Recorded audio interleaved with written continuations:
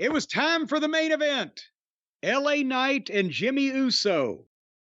And as Dick Murdoch would say, and did say many times, it kind of was like they started slow and tapered off. I think you said this the other day, and you might be able to put it better again than I can, but I think you were talking about Jay, but Jimmy applies their personalities, and they're involved in something that we're following the progression of, the bloodline story, whatever, but I don't look forward to their matches.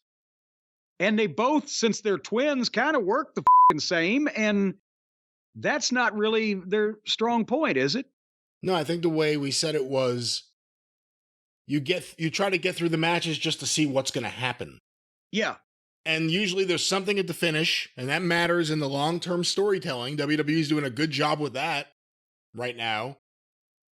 But the match itself may not exactly be I don't know what it is, the best put together match, or just it doesn't work, or things take too long. No. Things are drawn out too much. I don't know what it is. They're doing the right things. The Usos, both of them, it's not that they're bad workers in terms of they're hurting people or they're fucking shit up right and left, but they move a different way, and their movements are somewhat odd and not necessarily always in line with traditional wrestling maneuvering.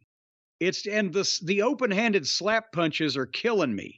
And the ridiculously exaggerated drawback and or follow through to where it calls attention to the fact that it's not a legitimate punch and you just heard a sound effect. And when I'm talking about slap punches, I'm not talking about throwing a punch and slapping your arm or your leg or whatever. I'm talking about the actual, you're hitting someone with your open hand and people can see it, but you're acting like that you're not, and they're having to sell it like it's a punch. And it just, that's the thing. Their personalities. We're into the story. They do great promos. They seem like real people. They're not smooth, impeccable at the basics fucking workers. And the matches and they look kind of the same. Nevertheless, boy, howdy, this was complicated. Are you ready for this finish?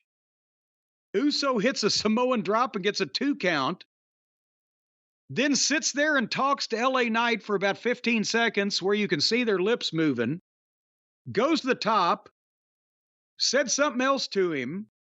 LA Knight caught him, but Uso pushed him off and hit a splash and got a 2 count. Then went back to the top.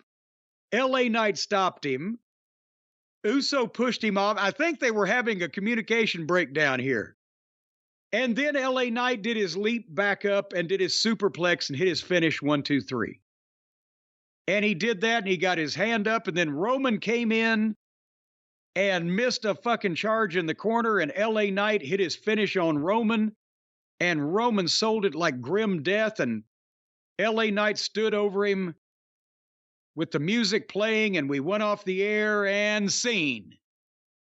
What'd you think of this performance? I thought it was all right. Again, after the match, just everything else. Roman comes out of this. You want to see LA Knight get his hands on him. We have another SmackDown before the Saturday afternoon pay-per-view event or premium live event, and I guess that SmackDown will be taped beforehand. Now that I'm saying this out loud. Why don't they, they ought to set some kind of goddamn deal up where they put all of them on the WWE corporate jet and fly them halfway to Saudi Arabia, stop in Borneo or wherever the fuck it would be, and just do a goddamn live transmission from there for SmackDown. And then jump on the plane, continue on to Arabia. Arabia, you're just going with a map and the name of countries from many, many years ago. From Nikita Milkovich and all of his championship belts. The NWA World Tag Belts do have a side plate that has one of those scimitars or whatever on it and a couple of stars, and it says Arabia.